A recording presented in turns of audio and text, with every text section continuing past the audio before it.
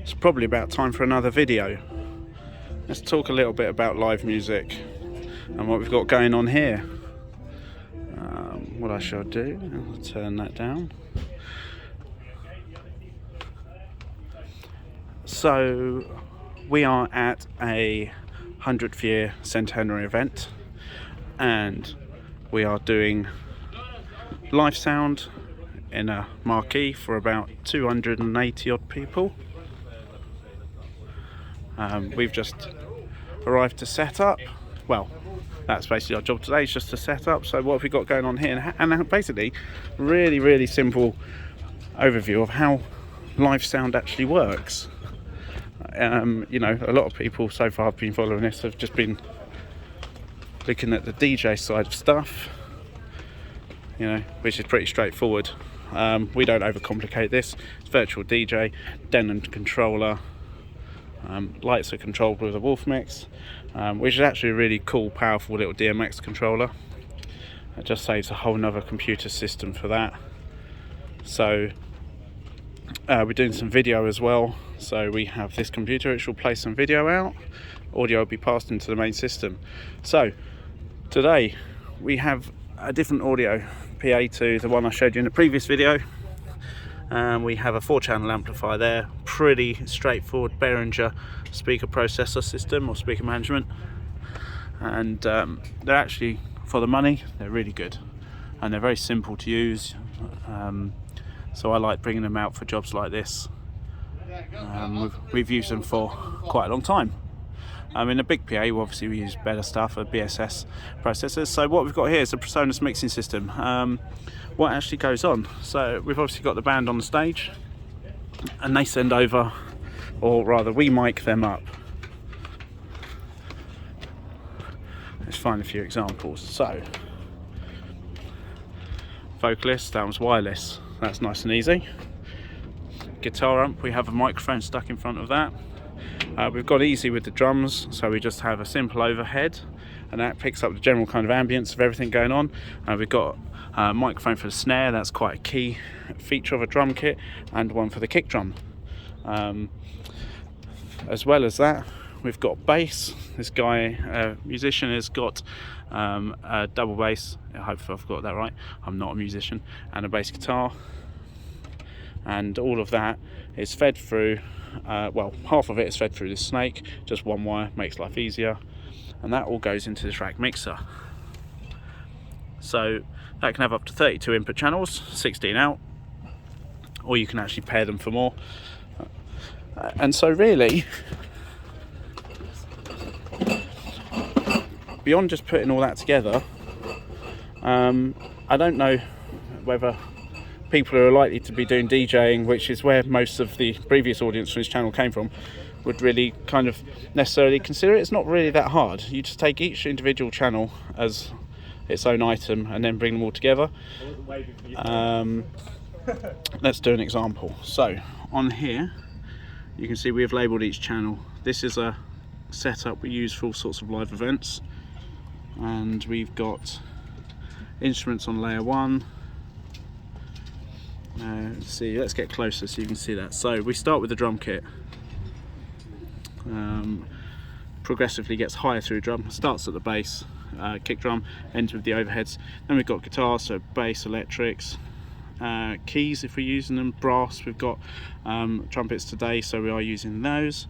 And then we can switch to layer 2, and we've got all our vocals, and then various other input channels we might have. We've got the DJ system, that's coming on there.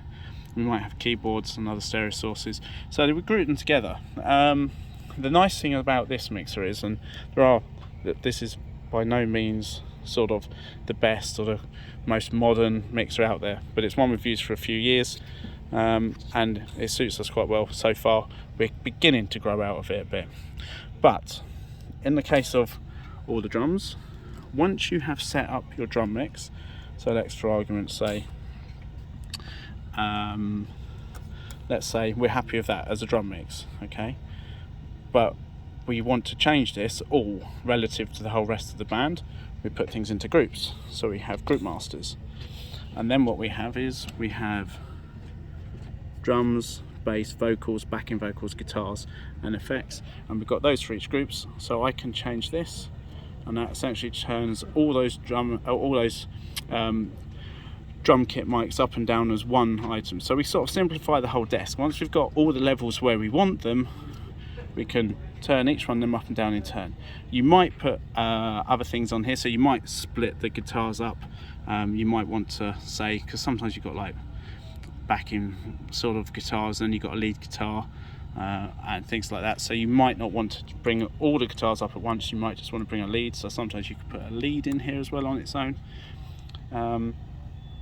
And then of course the other thing we do is live music tends to have very high transients. We talked a bit about transients last time, and so you have to deal with those to avoid clipping, and sometimes increase them when they're a bit quiet, just because in a live environment, if it's noisy, there's lots of people talking or dancing, you can kind of lose the detail in the background noise of an event. So the way we do that is with what they refer to on this, and there's all mixers have different kind of names to this. They call it a fat channel, but basically all that means is each input, there's 32, let's select the kick drum. We have for each input high pass, preamp level, so that's kind of gain. I should be able to, here we are. So that just shows a preset of what we've done on this channel. So the gain's at 6 dB, the high pass filter is turned off. It's a bass sort of instrument. We don't want to filter that out. We use a gate. So a gate is if the audio level is below this level, so that's around 40 dB. If the audio level coming in is lower than that, the gate turns off and no audio passes through. And what that does is instruments or channels which aren't doing anything, it turns them off if they're beneath that threshold, and basically makes the rest of the mix quieter. You're not amplifying or picking up background noise because that channel is muted. When the audio exceeds that channel, that opens and allows it to pass through, and then you have an option of essentially how quickly you let it through, how slowly you mute, so that you don't kind of get a sudden, when the channel opens it's not kind of abrupt, and when it stops it's not kind of too harsh. Then we pass it into a compressor.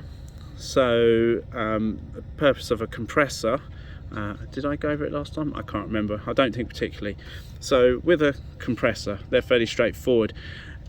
Let's say I put an audio level in at, you can just about, let's zoom in a bit, at -36, and or actually it's 24, so that's where we've got the threshold.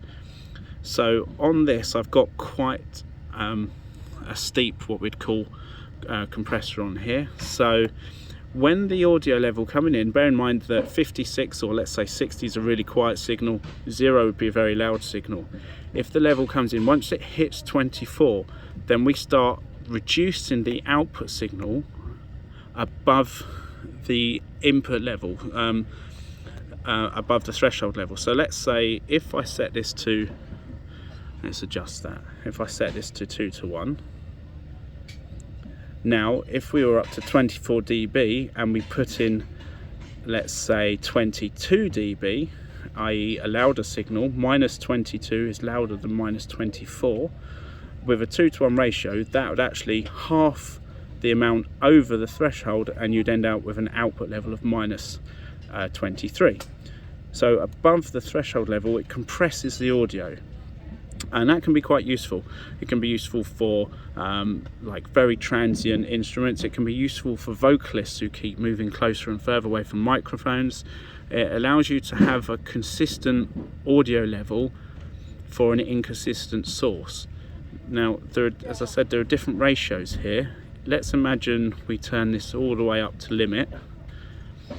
What that would basically do is, that's like an infinite compressor. So the level will get to 24 and the output level will never go above that. It will just kind of clamp it at that level.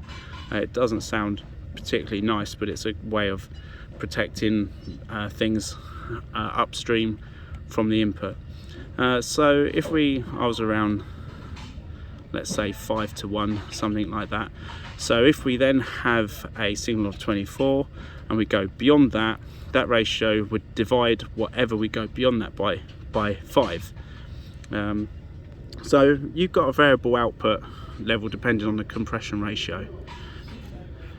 And then again we have how quickly does our limiter attack the incoming signal. And if you imagine, so let's say you have a sudden transient, a sudden loud signal, it catches it very quickly. 10 milliseconds is quite fast, and then we release it at 100 milliseconds. So you use that to minimize the pumping effect, which can be quite distracting and nasty sounding sometimes. So it's a balance of attack and release to then get the kind of desired sound. And after you've done all of that, if your signal's a bit quiet, you could all adjust here to get it back to where you want it, or you can just add a little bit of gain. And then beyond all of that, if you've gone through the compressor and the signal is still too loud, then we have a limiter. And the limiter basically says, don't go above that value, no matter what. And actually I'm going to increase that a bit now. This is a kick drum. We did a sound check, but I know I want a little bit more kick drum. And then we just got a parametric equalizer, so we can edit that. It shows what's going on the screen, and we can adjust those points if we so wish. And that is on every single input channel. So really all we're having to deal with is just getting the sound that we want on the channel that we want, basically when we want it. It's not anything more complicated than that. And then of course, once you've got all your levels, I'm looking at things while I'm making this video, as I always do. My videos are very raw, but that means I don't have to edit them, and that means I'm more likely to make them. It might change in the future, but it works for me for now. So yeah, we can then adjust our levels where we want, send them out to the main mixer, and that will either go into that amp rack down there or the one that you saw in my previous video. So I think that kind of covers the live element. We have other things, so we have aux mixes. People on the stage want to hear themselves, so there we have a monitor, there we have a monitor. And the way to explain that really simply is, imagine you're mixing for front of house. This is what your audience wants to hear. We don't need them on because they're muted and there's no instruments on there. Let's say we have that front of house, as I said. We have the equivalent for 16 other outputs. So in the case of mix 1, this is the singers. In fact, the singers got mix 1 and 2, and then we can individually have a mix for the singer. I'm just making some changes here because she doesn't need that, on every channel. So this is where it gets quite fun. So you're in a very big case scenario, so like a festival stage or something like that, you'll have one engineer purely there to mix the audio for the people who are on the stage, and that's all he's going to do. Here's a monitor mixer, and he'll sit there doing that. In smaller cases such as this, you'll have a front of house engineer who will be doing the band mix, and also on the bands, when they're asking for stuff, they'll be doing monitor mixes back to the band. So let's say the drummer might want to hear some vocals, the bass guitar, if it's fed for what we call a DI, might want more bass, and you know, any kind of combination. These days it's getting common to use in-ear monitors, so each musician has their own set of headphones essentially, and you then send them a mix of what they want. That can get fairly complicated, or not really complicated, there just can be quite a lot to it. So it's important that you have your layouts and your system configured in such a way that it makes sense to you without you having to go back and remember what you've done. So in my case, I'll have monitors across the front of the stage. I always go from the, well, usually, not always, I go from the audience's perspective. So in this case, audience would be over there looking at the stage this direction. I will start from the left hand side and count across my monitors. So that'll be monitor 1, that'll be monitor 2, 3, 4, 5, 6, and if you've got in-ears it gets a bit more complicated, 7, 8. And I usually, not always, do the same with vocal mics as well, or I'll have a lead vocal mic, and then I'll use the other mics representing where they are on our stage, starting from the left going towards the right, so that I don't need to remember the stuff. It's kind of just makes sense, and it's all available to me, and like to think I'll be able to get that sorted and done. So DJ's fed into this system as well. This mixer has a final say in everything that's going on, and we've got a few radio mics going into it as well. And that's pretty much it. So a really simple overview of a live sound setup for a fairly simple kind of configuration. Not that many microphones, not much going on, but a nice clean one to make a little video with. Hopefully you found that interesting. Maybe you've even learned something. Hopefully if I've explained something right. Anyway, share your comments below, let me know what you think, and subscribe, share to your friends and all that kind of stuff. I've no idea why the last video I did went absolutely crazy. First video on my YouTube channel, and it's like over 30,000 views. I've no idea why, frankly I can't believe it, but here we go, here's another one. Let's see how we get on with this. Thank you for watching.